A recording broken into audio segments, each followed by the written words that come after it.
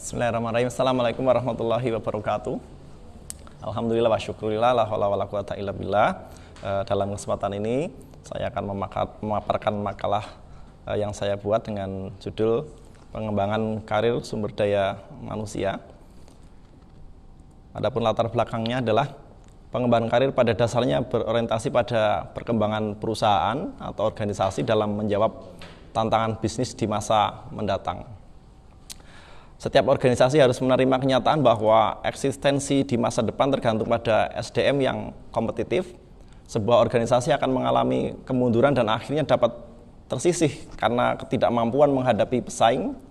Kondisi seperti itu mengharuskan organisasi untuk melakukan pembinaan karir pada pekerja yang harus dilaksanakan secara berencana dan berkelanjutan. Dengan kata lain, pembinaan karir adalah salah satu kegiatan manajemen SDM yang harus dilaksanakan sebagai kegiatan formal yang dilakukan secara terintegrasi dengan kegiatan SDM yang lainnya. Kemudian rumusan masalah, apakah pengembangan karir itu? Yang kedua, apakah tujuan dari pengembangan karir? Yang ketiga, apakah manfaat dari pengembangan karir?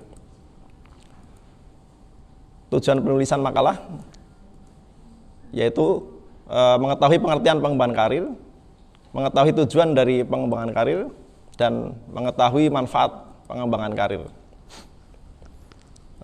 Pembahasannya dimulai dari pengertian pengembangan karir.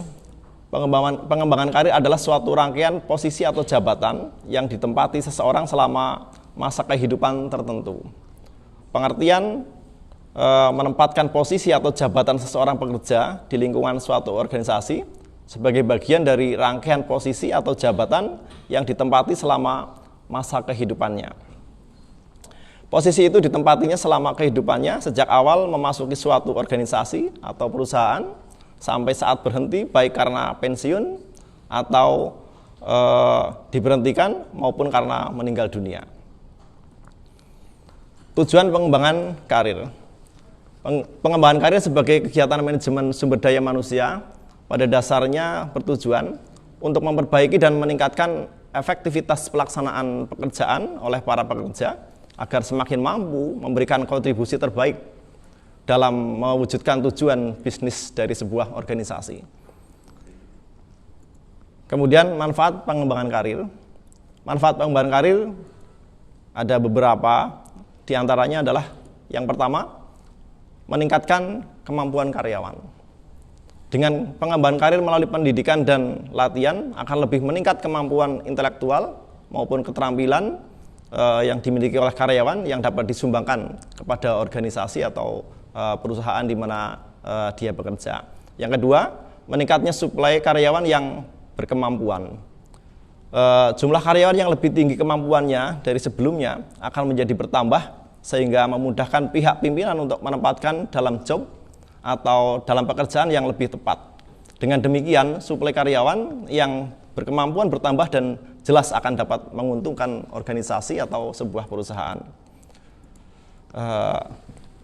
Terakhir, penutup dari makalah yang saya buat, kesimpulannya bahwa karir merupakan sesuatu yang harus diwujudkan dan terus dikejar bagi diri karyawan, dan keadaan karir macet harus dihindarkan.